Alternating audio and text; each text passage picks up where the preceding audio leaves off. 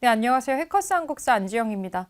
해커스 한국사 능력 검정 시험 한 권 합격 심화편 진행하고 있고, 이제 조선시대에 계속 이어가고 있는데요. 지난번에 조선 전기의 상황에 대해서 조금 봤었고, 이어서 이번 강의에서 조선 전기의 그 정치 상황 플러스 그 뒤에 나오는 대외 관계를 좀 볼 거고요. 그리고 조선 시대를 반으로 자르는 기준이 있는데 중간에 있었던 두 번의 큰 전쟁이 있습니다. 그걸 우리가 묶어서 양난이라고 부르는데 임진왜란과 병자호란을 같이 한번 다뤄보도록 하겠고요. 여기도 내용이 지금 상당히 많고 지금 우리 교재가 좀 축약된 이론 버전이라서 요거 이론을 보시고 아마 여러분들 교재에는 옆에 페이지에 이게 어떻게 문제에 나오는지 사료 내용 부분이 아마 있을 건데 그 부분도 다시 좀 읽어보시고 넘어가셔야 아마 이해가 되지 않으실까 싶습니다. 우선 조선 전기의 주변 관계가 어땠는지 어떤 대외 관계를 가지고 있었는지를 한번 볼 거고요. 자, 전반부에 우리가 어떻게 됐었냐면 우리 주변에 조선이란 나라가 딱 있고 조선이 있고 그리고 이제 일본이 있겠고 저 위쪽에 여진도 있고 중국의 명나라가 지금 있는 상황이에요. 그래서 우리하고 좋은 관계를 맺고 있는 국가들이 있고 별로 좋지 못한 사이에 있었던 국가들이 있게 되는데 자, 전반부에 어땠냐면 명나라하고는 아주 친하게 지냅니다. 우리가 명나라에는 정기적으로 사신을 보내는데 이렇게 정기적으로 보내는 사신만 한 4번 정도 됐어요. 지금 여기 동지사라고 나오는데 이 동지사라는 거 보면 그 동짓날에 또 파견하는 게 있다고 되어 있는 거죠. 그리고 이것뿐만이 아니고 부정기적으로 명나라의 사신을 뭐 이렇게 보내게 되는데 우리 사정으로 보내는 것도 있고요. 왜냐면 우리가 임금이 바뀐다거나 했을 때 가는 경우가 있는데 사실 명나라에서 우리 사신을 받아서 그러니까 일종의 우리가 인사를 하고 조공을 바치는 그런 관계인 건데 사실 명나라에서도 너무 자주 오지 말라고 했었어요.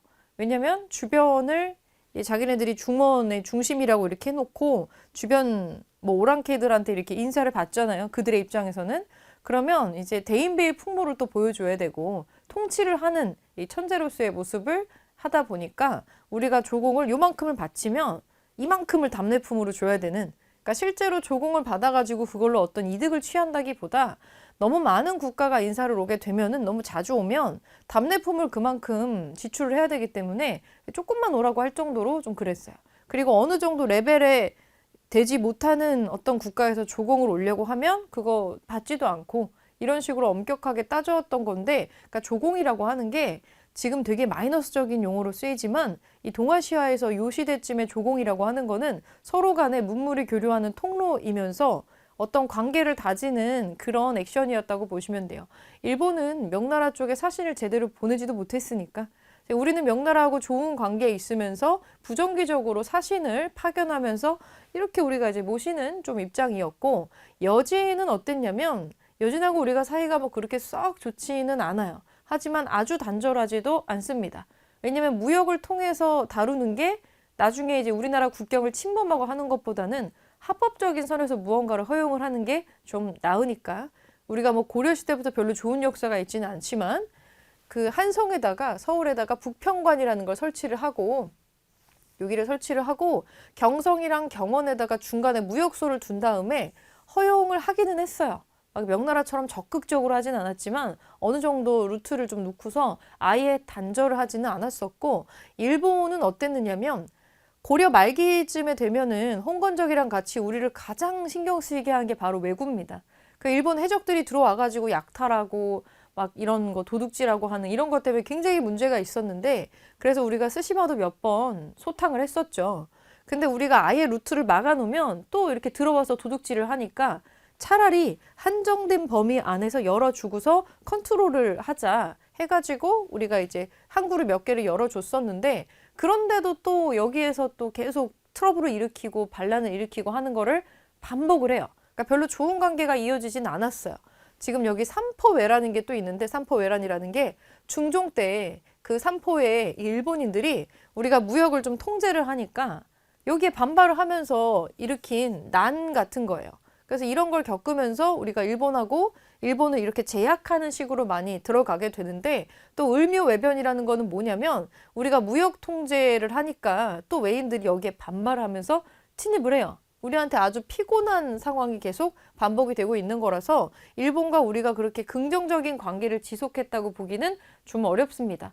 우린 사실 일본이랑 교류를 뭐 안 해도 그만이죠. 근데 일본 입장에서는 우리나라하고 교류를 해야지만이 중국으로 바로 되는 루트가 없으니까 중국에 조공도 지금 못하는 입장이어서 우리와의 관계가 사실은 굉장히 중요한, 우리와의 무역이 되게 중요했을 수 있어요. 그래서 끊임없이 이런 일들이 벌어지게 되는 건데, 우리가 이제 전쟁으로 치닫는 시점은 어느 시점이냐면, 그러니까 우리는 일본이라고 하는 국가를 아주 진지하게 외교적인 상대로 봤다기보다는 그냥 우리도 우리하고 관계를 맺고 싶어 하는 그런 국가 중에 하나, 피곤한 애들, 왜구들, 이런 식의 어떤 이미지밖에 없었던 거죠. 그러니까 어떻게 보면은 좀 미개하고 이런 이미지가 있었을 수 있어요. 근데 이제 우리가 외란을 겪으면서 굉장히 사이가 안 좋아지는 건데, 이게 왜 일어나냐면 사실은 외란이라고 묶었을 때 임진왜란이 한 7년 정도 돼요. 이거를 임진왜란이라는 그 전쟁만으로 7년을 하는 건 아니고, 임진왜란과 잠깐 쉬었다가 정류재란이 또 나서 이거 두 개를 묶으니까 한 7년 정도가 나와요. 근데 우리가 편의상 이거를 그냥 다 한꺼번에 임진왜란이다 이렇게 부르는 건데, 과정을 이렇게 보면 사실 우리는 전쟁이라고 하는 거를 전혀 준비하지 못한 상태에서 이거를 맞이하게 돼요. 왜 우린 준비를 못하느냐면 사실 바다 건너편에 있는 섬이기도 하고 알 수가 없잖아요. 우리는 이 전쟁이 일어나기 전에 거의 한 200년에 가까운 세월 동안 이 정도 사이즈의 전쟁이 일어난 적이 없어요. 그러니까 국경지들을 지키고 있는 군인들도 실전을 한 번도 해보지 못한 사람들이 대부분이었을 거라는 거죠. 뭔가 그 전에 조짐이 있었다면 뭔가 이렇게 준비를 했을 텐데 그런 것도 아니었고, 우리는 전혀 준비를 못했고 일본은 준비를 하고 들어왔어요.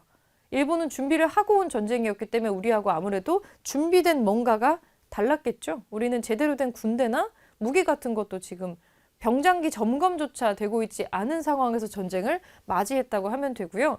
그러니까 이거는 침략 전쟁이죠. 전혀 준비하지 못한 우리가 침략을 받은 건데, 왜군이 침입을 하고 저기 아래쪽으로 들어왔겠죠? 바다로 통해서 들어왔으면 부산 쪽으로 들어옵니다. 부산 지나고 동래성이 제일 먼저 함락이 되고요.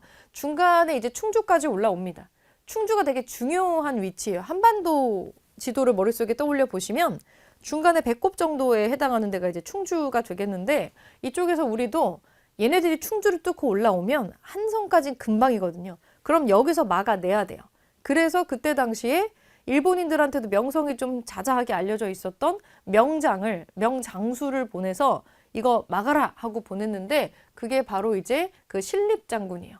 신립장군을 보내가지고 요 탕금대에서 막으려고 했었는데 못 막는 거죠. 사실 충주에 보낼 때에는 탕금대가 아니라 우리가 여기가 홈그라운드니까 우리의 어떤 지형을 잘 이용하면은 어떻게 또 되겠죠. 그러니까 완전 탁 트인 평지보다는 우리가 알고 있는 우리의 산이나 계곡을 좀 활용을 하면은 당연히 우리가 좀 유리하잖아요. 그러면은 이제 충주라고 한다면 신립장군 같은 경우에는 저기 문경세제 있죠. 뭐 그쪽에 갔으면 차라리 조금 나았을 텐데 왜 그랬는지 알 수 없지만 완전히 탁 트여 있는 탕금대라고 하는 벌판에서 전투를 해요. 그러면 저쪽 완전 무장하고 지금 들어와 있는데 아무것도 지금 뭐 거추장거릴 게 없는 그런 벌판에서 싸운 거죠. 근데 우리는 상대적으로 준비를 좀 급하게 하고 온 입장이고 여기는 이미 다 하고 들어온 입장이고, 그래서 탕금대 전투에서 나른 신립장군의 어떤 생각은 뭔지는 알 것 같아요. 탕금대에서 싸울 때 뒤에 이제 강이 크게 흐르고 있었기 때문에 아마 이제 겁에 질려서 떨고 있는, 실전에 한 번도 이제 들어가 보지 못한 우리 병사들이 도망을 가는 경우도 있었단 말이에요. 근데 뒤쪽에 강이 있으니까 어차피 도망은 못 가요. 강에 빠져 죽던지 아니면 앞으로 나가서 싸우던지, 이런 걸 배수진이라고 하죠. 이 배수진을 쳐가지고 싸우겠다라고 한 것 같은데 이것은 패착이 됐다고 보고요. 여기서 졌어요. 탕금대 전투에서 신립장군이 패배하고 신립도 여기서 사망을 했다는 소식이 이 서울에 올라가니까 선조도 큰일 났다, 이제 금방 올라오겠구나 해서 궁궐을 버리고 한양을 떠나서 피난길에 오르게 됩니다.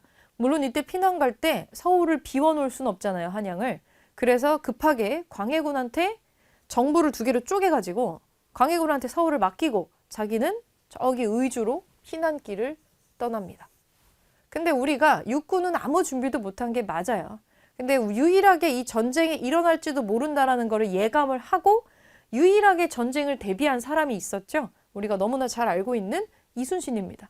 그 이순신 장군이 컨트롤했었던 수군들만이 전쟁 준비를 하고 있었었는데 일본이 쳐들어오기 한 열흘이나 보름 사이였던 것 같은데 그 전에 이순신 장군은 거북선의 건조를 완성을 합니다. 근데 거북선이라고 하는 게 완성이 된 거예요. 그러니까 우리는 일단 이거를 가지고 출발을 하기는 한 거죠. 유일하게 일본이 쳐들어올 수도 있겠다라고 생각을 하고 대비를 했던 게 이순신인 거죠. 그래서 우리가 수군의 활약이 이제 시작이 됩니다. 처음에 옥포에서 승리를 먼저 하고요. 그 다음에 사천에서도 승리를 하고 그 유명한 한산도 대첩이 있었어요. 하깃진이라고 학이 날개를 펼친 것 같은 전법으로 승리를 했던 건데 이게 원래는 육지에서 쓰는 전법이라서 일본인들이 일본 수군이 좀 비웃었다고 하죠. 근데 보기 좋게 우리가 대승을 거두게 되고요. 유일하게 이제 수군만이 승전보를 울리고 있는 이 상황에서 일본이 좀 주춤합니다. 그 틈에 우리가 지금 순식간에 뒤통수 맞은 것처럼 전쟁이 나서 막 아비규환으로 막 피난을 다니다가 이제 전국에서 의병들이 일어나기 시작해요. 자발적으로 일어났었던 의병들이 왜군을 여기저기에서 격퇴를 하면서 대표적인 의병장으로 홍위 장군 곽지우가 있고요. 고경명, 정문부 이런 의병들이 명성을 떨치게 되면서 이제 조금 이제 전세가 우리 쪽도 올라오기 시작을 합니다. 이제 우리가 반격을 하는 거예요. 그래서 우리가 한산도 대첩에서 이순신이 크게 승리를 하고요. 그리고 진주 대첩에서 김시민이 또 크게 승리를 하게 됩니다. 우리가 기억을 하는 이 3대 대첩이 있어요. 한산도 대첩, 진주 대첩, 그리고 행주 대첩. 이렇게 3대 대첩이 있는데 우리가 이제 전쟁이 나고 나서 우리하고 사이가 좋았던 이 명나라한테 도움을 요청을 하죠. 그래서 명나라에다가 파병을 요청을 해서 명군이 들어옵니다. 그리고 조선과 명나라 연합군이 결성이 돼가지고 우리가 뺏겼던 평양성을 먼저 찾게 되고요. 그리고 행주대첩에서 권율 장군이 또 엄청 크게 승리를 거두게 되고 이제 뭔가 일본이 원했던 그림이 나오지 않아요. 순식간에 쳐들어가서 왕을 사로잡아가지고 냠 하고 먹어야 되는데 그게 안 된 거죠. 그리고 명나라 군대가 들어오면서 뭔가 일본이 원했던 속도전이 되고 있지 않아요. 전쟁이 길어지면 일본은 당연히 수세에 몰리게 돼요. 일단 홈그라운드도 아닌데다가 우리나라 전라도 지역의 곡창지대를 차지하는 거에 완전 실패를 해버렸기 때문에 군량미가 바닥나기 시작합니다. 그러면 바다를 통해서 일본에서 군량을 조달받는 수밖에 없는데 바다는 지금 이순신이 지키고 있어요. 일로 못 들어옵니다. 그래서 수세에 몰린 일본이 휴전협상을 시작을 하죠.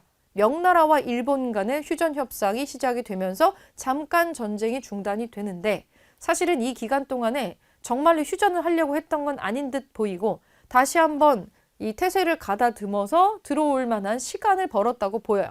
그래서 다시 쳐들어오는 게 휴전협상이 결렬되면서 정류재란이 발발을 합니다.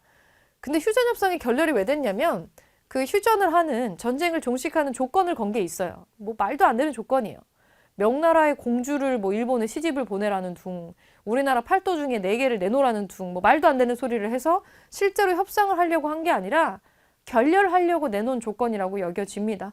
그래서 휴전협상이 결렬되고 나서 또 들어옵니다. 정류재란이 되는데 여기서 우리가 좀 큰 문제가 있었죠. 아무도 준비하지 못한 이 전투에서 이순신만이 대비를 했었고 승전보가 처음 울렸던 데가 바다고 그리고 뒤에도 계속해서 승전보 소식이 가장 많이 들려왔던 게 지금 수군이죠. 그럼 사람들이 머리를 잽싸게 또록또록 굴리기 시작을 하는 거죠. 이 전쟁이 끝나고 나면 이순신은 포상을 받을 것이고 오로지 이순신만이 이 전쟁을 대비한 선구자적인 존재가 되는 건데 왕조차도 대비를 못했고 심지어 왕은 수도를 버리고 혼자 피난 갔다 왔어요. 이 과정에서도 많은 트러블과 백성들의 원망이 있었기 때문에 이순신에 대한 감정이 좀 묘했어요. 다른 신하들은 우리는 이제 벌 받을 건데 쟤만 이제 상 받고 그러나? 그래서 시기 질투를 하고 모함을 하고 그러면서 이제 이순신 장군이 여기에 모함을 받으면서 백의종군을 이제 하게 되는 거죠. 백의종군을 하게 되면서 이 수군 통제사 자리에서 물러나가지고 그러니까 수군을 통솔하는 자리에서 물러나서 이순신이 빈 자리에 이순신의 수군을 여기서 원균이라는 사람이 이순신의 수군을 이끌게 됐는데 바다에 이순신이 없다는 거를 확인하고 나서 이제 일본이 본격적으로 또 바다로 들어오기 시작을 한 거죠. 그래서 원균이 이끌었었던 수군이 크게 일본군하고 맞붙었던 게 칠천량 해전인데 여기서 완전 대패를 합니다. 원균이 여기서 죽어요. 그 많은 우리나라 수군이 전부 침몰을 당하면서 배가 한 12척 남고 싹 다 그냥 다 완전 완패를 했다라고 보시면 되고요. 여기에서 이제 아차 싶었던 선조가 다시 이순신을 수군 통제사에 복귀를 시킵니다. 근데 지금 배가 12척이 남았잖아요. 그래서 이거는 가능성이 없다. 그래서 남은 수군을 이끌고 육군에 합류하라고 선조가 명령을 내렸는데 아마 들어보신 적 있을 거예요. 영화 같은 데 많이 나왔으니까. 그때 이순신이 바다를 버리면 안 된다고. 신에게는 아직 12척의 배가 있습니다. 이러면서 이걸로 그쪽에 밀물과 썰물이 들어오는 그 울돌목이라는 장소를 골라가지고 굉장히 놀라운 전투를 보이게 되죠. 그게 명량해전입니다.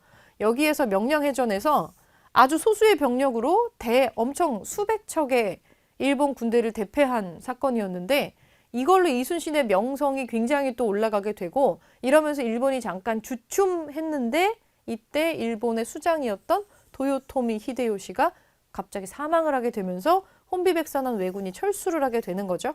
이 도망가는 왜군을 쫓아가면서 했었던 마지막 전투가 노량해전이고요. 여기서 이순신 장군은 사망을 하게 됩니다. 그러면서 전쟁이 종식이 되는데 사이가 좋을 리는 없죠. 사이가 좋을 리는 없고 우리는 이때 너무 많은 피해를 입어서 전체 국민의 남성의 한 5분의 1이 죽었다고 보고 있고 7년이 전쟁이 지속되면 국토는 그냥 쑥대밭이 됐다고 보시면 돼요.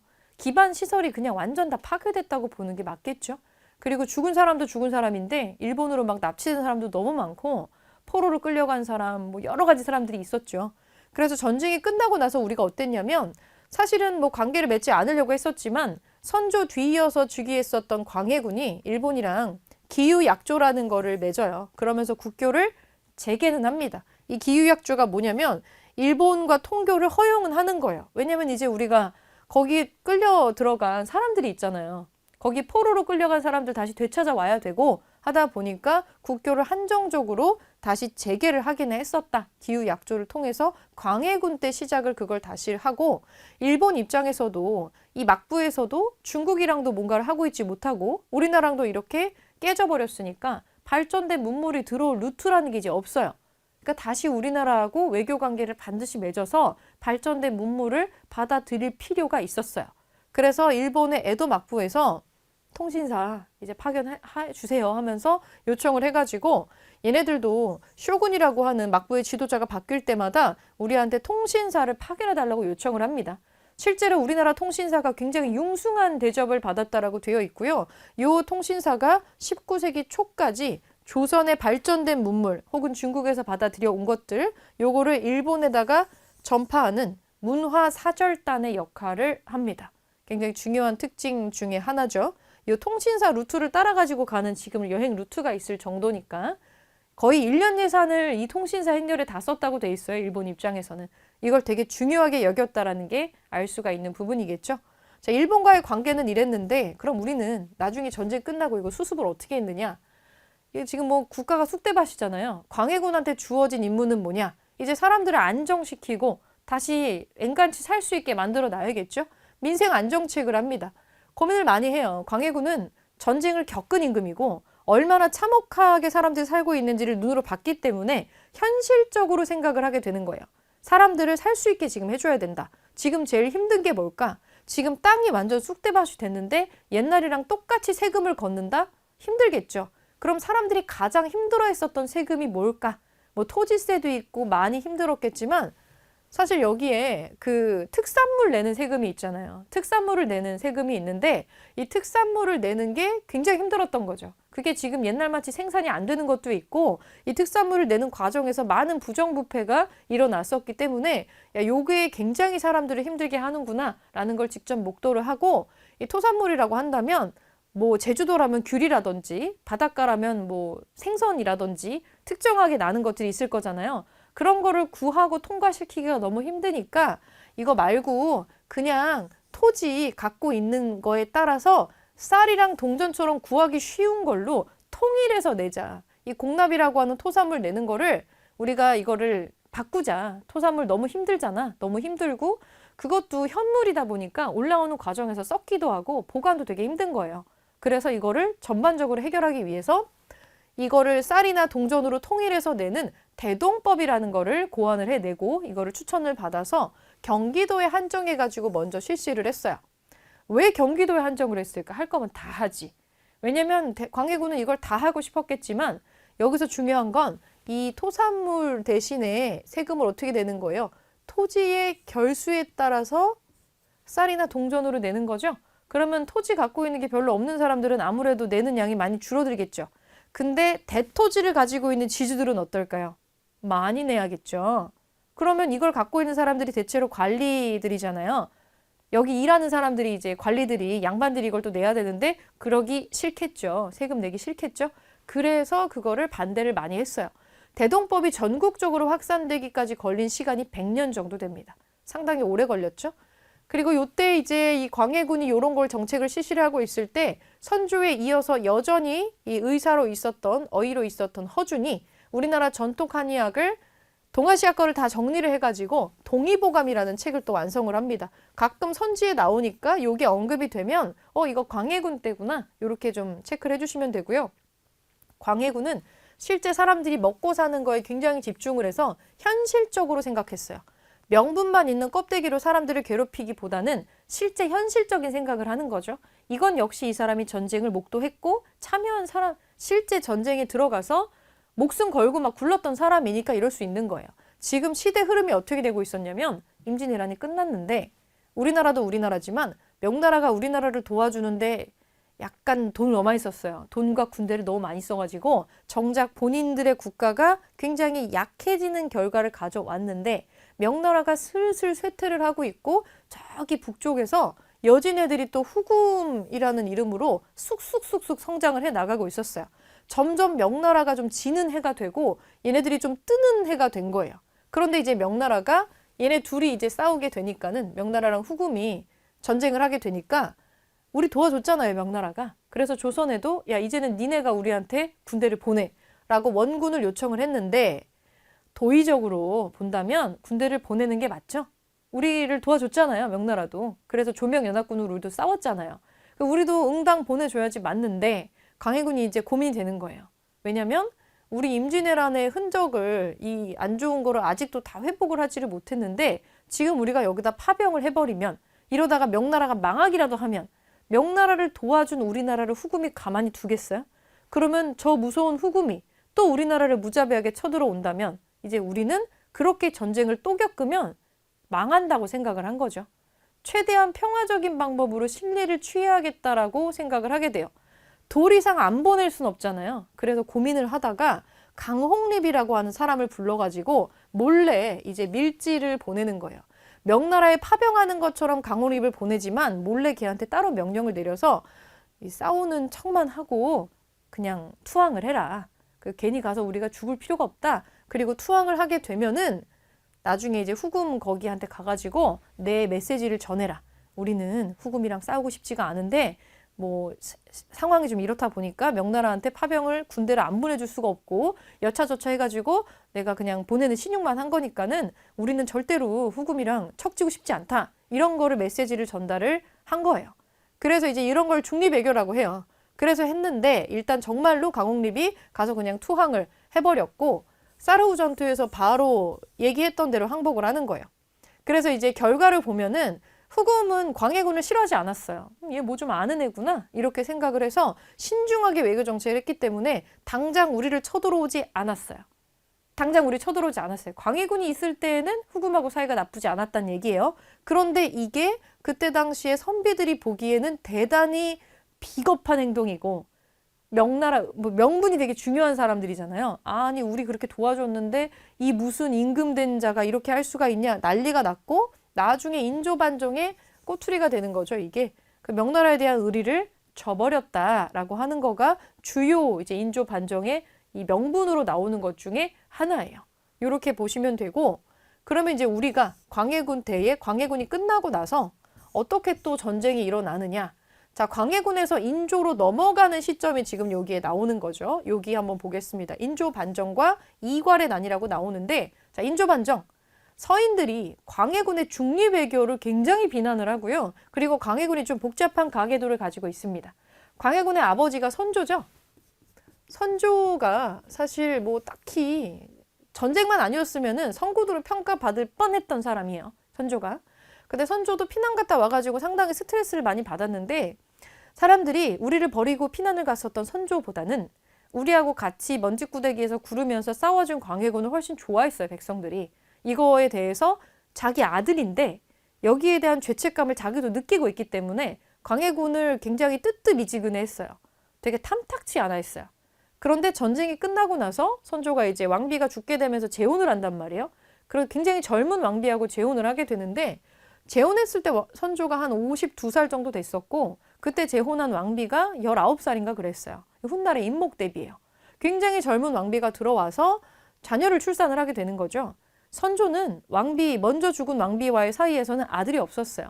정식 대군이 없었다는 거죠. 광해군은 후궁의 아들이에요. 그런데 새로 결혼한 왕비에게서 대군을 봅니다. 영창대군이 또 태어나요. 이 계보도가 좀 꼬이는 거죠. 그래서 대놓고 영창대군을 굉장히 예뻐했다고 나오고 이것 때문에 광해군이 엄청나게 스트레스를 받았다라고 나와요. 근데 결국에는 이 영창대군이 성인으로 성장하기 전에 아직 초등학교도 들어가기 전에 나이에 이 선조가 사망을 하는 상황이 벌어지게 되고 선조 생각에는 자기가 여기서 무리하게 왕위를 바꿨다가는 이미 광해군은 20대 중반의 청년이에요. 근데 아직 꼬꼬마잖아요. 영창대군 같은 경우는 이거 무리하게 바꿨다가 뭔 일이 일어날지 모르니까 이런 무리수는 두지 않겠다. 그래서 광해군을 불러다가 내가 세자 자리는 너 자리로 이렇게 하고 갈 건데 너의 이복 동생하고 너희 새엄마 너 어쨌든 가족이니까 잘 부탁한다. 나 너 믿는다 하고 돌아가신 거예요. 그래서 광해군이 처음에는 이 두 사람을 잘 보살피려고 했지만 광해군을 지지하는 사람들의 생각은 좀 다르죠.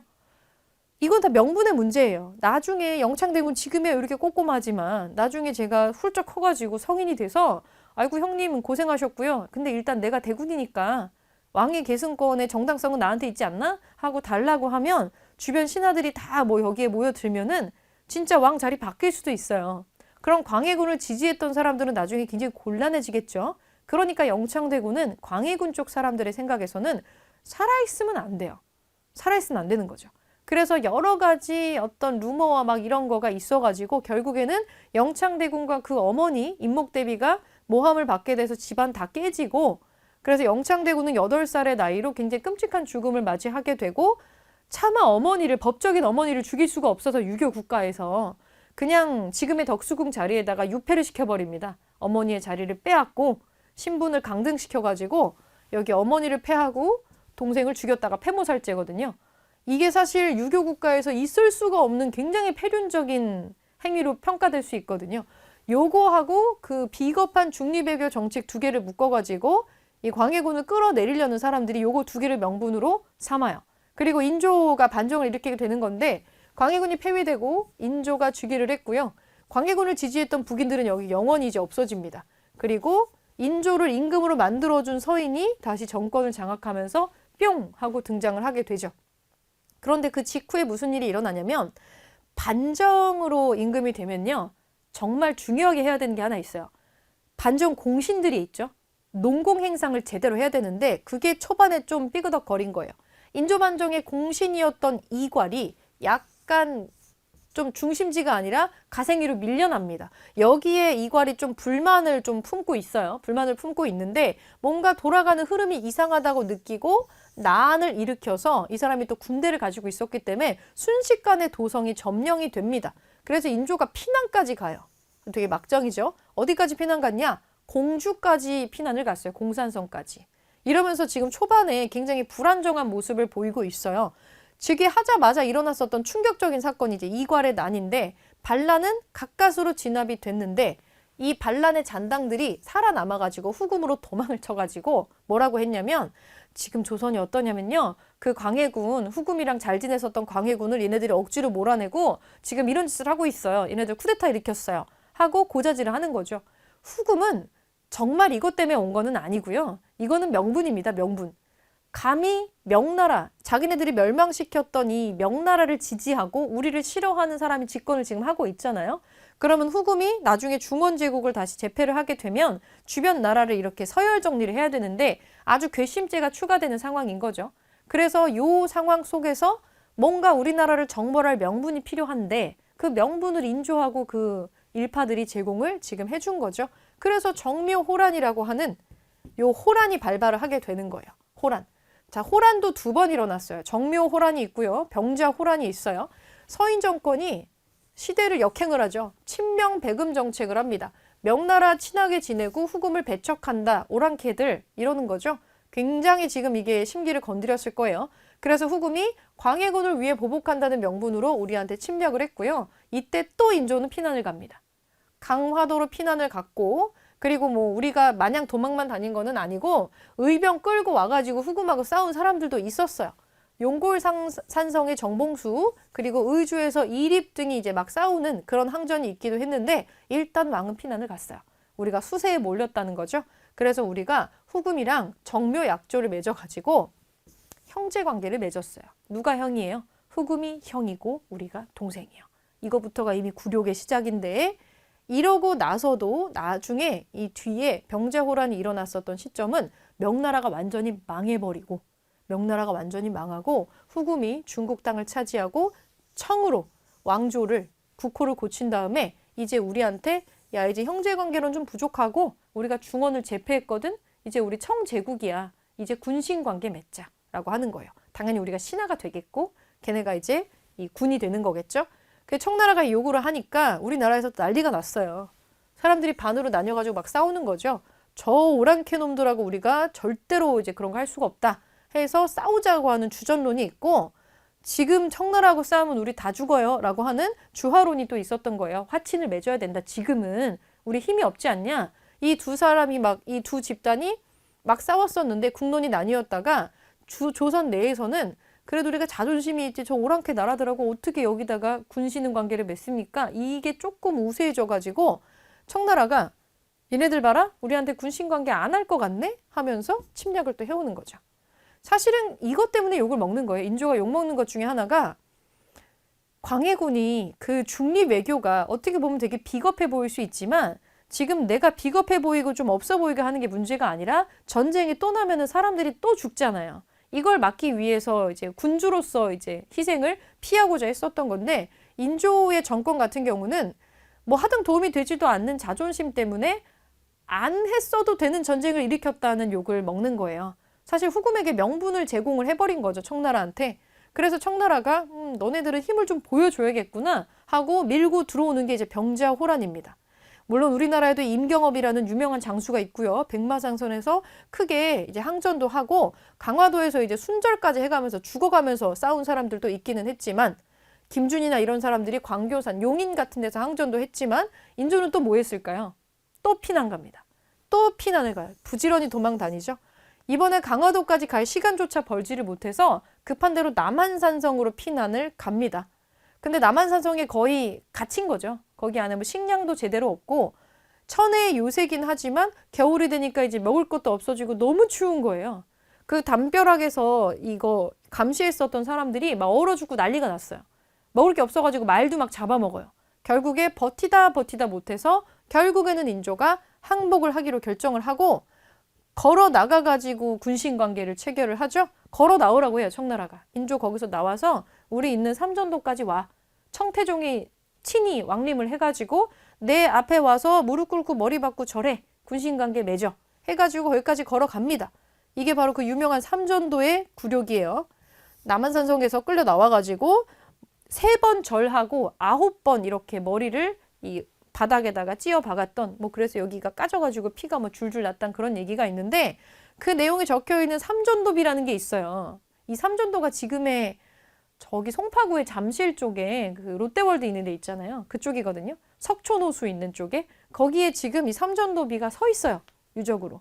거기 내용이 다 남아 있습니다. 지금은 다시 그 원 자리에다가 조금 떨어진 데다가 세워놨고요. 그래서 어떻게 됐느냐? 어쨌든 우리가 항복을 한 거잖아요. 이 엄청나게 처참한 전투 끝에 우리나라 1번 왕자, 2번 왕자, 그리고 척화론자 등등등 엄청나게 많은 사람들이 청나라의 인질로 끌려가게 되고, 이때 줄줄이 소시지처럼 묶여가지고 노예로 끌려간 우리나라 사람들이 뭐 임진왜란때 죽은 사람보다 많다는 얘기도 있어요. 뭐 최소 50만 이상, 50만에서 60만 정도? 그러니까 임진왜란도 정말 충격적인 전투였지만 이거는 임진왜란을 겪고 나서 이걸 미처 수습을 다 하기도 전에 또 이런 게 일어나 버렸기 때문에 굉장히 치명적인 거라고 보시면 돼요. 당연히 이거 있고 나서 우리가 상당히 상황이 좋지가 않았겠죠. 그럼 이 호란이 벌어지고 나서 우리하고 청나라는 무슨 관계였을까? 이름뿐인 북벌이 추진은 돼요. 되게 속으로 부글부글은 했겠죠. 그래서 여기에도 나중에 뭐 여러 가지 관계가 지금 생략이 되어 있는데 청나라에서 배울 건 배우면서 일단은 힘을 키우자라는 입장이었었던 세자가 소현세자가 의문의 죽음을 당하게 되고 이 소현세자하고 반대 생각을 가지고 있었던 복림대군이 효종으로 즉위를 해요. 그래서 복림대군은 이 약간 나는 이 청나라하고 친하게 지내지 않을 거야. 우리 아버지의 원수 약간 이런 거를 좀 견지하고 있었기 때문에 이런 부분을 지지받았던 임금이에요. 그래서 뭘 추진하냐면 일단 북벌한다고 얘기해요. 북벌이 뭐예요? 북쪽을 정벌한다는 거죠. 청나라를 정벌하겠다. 우리끼리만 속닥속닥하는 북벌이에요. 효종 때 송시열이나 이런 서인 애들이 주도로 어영청이라는 관청을 또 군부대를 크게 만들어가지고 여기에 있었던 병사들을 엄청 확장을 해서 뭐 한 2만 명 정도 채워넣고서 나중에 청나라의 치욕을 갚을 거야 라고 하는 북벌을 추진은 합니다. 그렇지만 추진만 했어요. 실제 하지는 못했어요. 굉장히 아이러니한 거는 이 군대를 실컷 키워놓고서는 일단은 자존심이고 뭐고 이 청나라 모르게 지금 키우는 거잖아요. 나중에 청나라에서 이 청나라가 러시아랑 전투를 했었던 적이 있는데 이 청나라가 우리한테 야 니네도 군대 보내. 러시아 쪽이랑 니네 영토 가깝잖아. 군대를 보내서 같이 싸워라. 청군한테 섞여가지고. 그랬더니 뭐 보내라는데 보내야지 뭐 어떡해요. 우리가 기껏 훈련시킨 부대는 이 청나라의 나선 정벌에 동원이 돼가지고 여기서 또 굉장히 잘 싸웠다고 돼 있어요. 청나라의 굉장한 보탬이 되는 조총 부대의 승전보가 기록이 되어 있습니다. 그리고 나서 좀 뒤에 이제 숙종 때가 됐을 때 청나라하고 이제 조금 이제 균형 관계가 좀 잡히기 시작을 해요. 효종 때까지도 거의 아무것도 못했다고 보시면 되고요. 우리가 뭔가 이제 하기 시작하는 시점은 숙종이란 사람이 즉위하고 나서도 한참 시간이 지난 뒤에요. 그때 무슨 일이 벌어졌냐면 우리하고 청나라가 국경이 좀 겹치다 보니까 어디부터 어디까지가 청나라고 조선인지에 대해서 자꾸 우리들 간의 분쟁이 자꾸 일어나는 거예요. 그래서 선을 좀 정리할 필요가 있다라고 해서 숙종 임금 때 양국의 대표가 모여가지고 백두산을 쫙 답사를 한 다음에 국경 여기서부터 여기까지야 라고 선을 긋고 여기다 뭐 비석을 이렇게 세운 거죠. 그게 백두산 정계비라는 거예요. 어쨌든 서로 대등하게 이 국경을 확정할 정도로 어느 정도 뭔가 국격은 살짝 회복이 됐네요. 숙종 때가 되면은.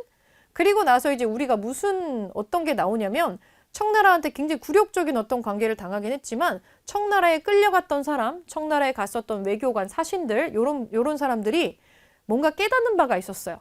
야, 우리가 오랑캐라고 지금 무시했었던 옛날에 뭐 옷도 제대로 입고 안 다녔던 그 천둥 벌거숭이 같았던 여진이 이제는 중원을 장악을 하고 청왕조가 됐잖아요.